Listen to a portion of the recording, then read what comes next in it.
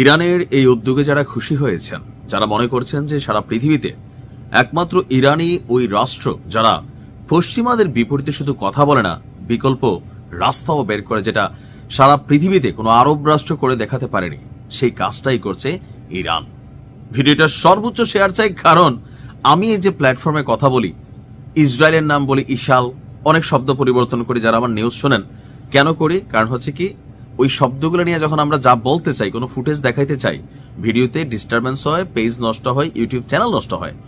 সামনে ইরান যেটা তৈরি করতেছে, আমরা ওইটাতেও অ্যাকাউন্ট তৈরি করব। আশা করি ওইখানে ডিস্টারবেন্সের মুখোমুখি আমাকে হতে হবে না।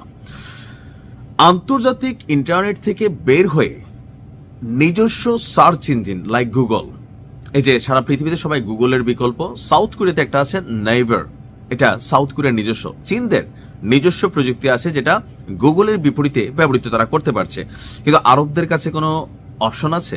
নাই। আপনার অ্যাপল স্টোরের বিপরীতে কোনো অপশন আছে? নাই। তো সেই ক্ষেত্রে ইরান এক ভিন্ন উদ্যোগ নিয়েছে। তারা আনছে নিজস্ব search engine like Google toggle, এরকম কোনো কিছু আনবে। এর পাশাপাশি মেসেজিং অ্যাপসও তৈরির ঘোষণা দিয়েছে। ইরান সরকার স্থায়ীভাবে বৈশ্বিক ইন্টারনেট সিস্টেম থেকে বের হয়ে আপনার এই পদ্ধতিতে কি বলা হয় যে সামনে কানেক্ট হতে যাচ্ছে। তো আমার কাছে মনে হয়েছে যে এটা খুবই ভিন্ন রকমের এক উদ্যোগ। আমি যখন কথা বলি, আপনি যখন কথা বলেন, আমাদের জন্য প্ল্যাটফর্ম কি আর আছে? আমরা যখন ওই যে বলি না যে গরুর মাংস আল্লাহর নাম খুঁজি, আলুর ভিতরে কি আছে সেটা খুঁজি। ইরান ওই সময়টার মধ্যে জ্ঞান, বিজ্ঞান, প্রযুক্তি, সামরিক সক্ষমতা, কলিজা তো এটা ফ্রিতে আসেই। তো ওই জায়গায় নিজেদেরকে আসলে পৌঁছাই দিছে, যার কারণে পশ্চিমারা কিন্তু চায় না। এই সিদ্ধান্তটার একটা প্রেক্ষাপট হচ্ছে, এই আন্দোলনের মধ্যে ইরানকে একটা ঝামেলা পোহাইতে হয়েছিল। নিশ্চয়ই আপনাদের খেয়াল আছে, ইরান যখন ইন্টারনেট বন্ধ করে দিল, তখন আপনার ইলন মাস্কের স্টারলিংক সেখানে কানেক্ট করা হলো। সেই স্টারলিংককে সাময়িকভাবে বন্ধ করে দিল, খেয়ে দিল, কিন্তু এটা তো পার্মানেন্ট সলিউশন না।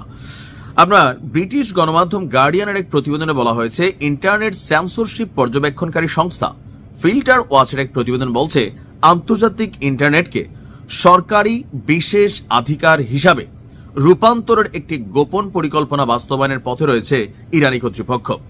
একাধিক সূত্র বলছে, রাষ্ট্রীয় গণমাধ্যম এবং সরকারি মুখপাত্ররা ইতিমধ্যেই 2026-এর পর আন্তর্জাতিক ইন্টারনেট আর অবাধ ইন্টারনেট ফেরানো হবে না, ইরানে এই পদ্ধতি নিচ্ছে।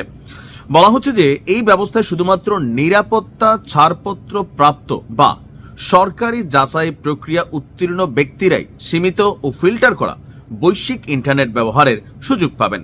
সাধারণ নাগরিকদের জন্য থাকবে কেবল একটি জাতীয় ইন্টারনেট, যা সম্পূর্ণভাবে দেশীয়, আর এটা হবে বৈশ্বিক নেটওয়ার্ক থেকে বিচ্ছিন্ন, অনেকটা উত্তর কোরিয়া স্টাইলে।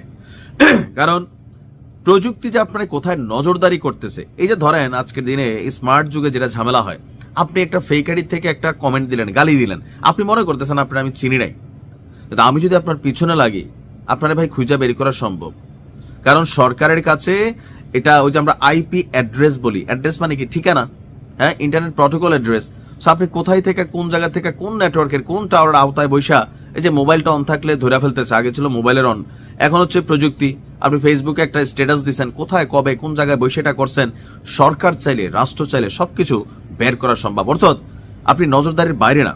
তো যারা পশ্চিমা বিশ্ব, তাদের স্যাটেলাইট আমরা ব্যবহার করতেছি, তাদের ইন্টারনেট ব্যবহার করতেছি, তাদের সবকিছু করতেছি, সবকিছুর উপর তারা নজরদারি রাখে যে কোন রাষ্ট্র, কোন সিস্টেম, কোন সেনাবাহিনী, কোন সরকার কোথায় কি করতেছে, সব আমেরিকা বসে বসা বা তাদের যারা মিত্ররা আছে বসে বসে অবজারভেশন করছে। আর এই বিষয়টা কি, ইরান বেসিক্যালি জনগণের জন্য যে এমন কোন সাইট, এমন কোন অ্যাক্টিভিটিসে ঢুকতে দিবে না যেটাতে ইরানের সার্বভৌমত্ব, রাষ্ট্রীয় প্রটোকল বিঘ্ন হতে পারে। আর এই ঘোষণা নিঃসন্দেহে একটা বড় ঘোষণা। আমার মনে হয় প্রতিটা আরব দেশের নিজস্ব এমন একটা সিদ্ধান্ত নেওয়া উচিত। টাকা তো আছেই। Best of luck Iran.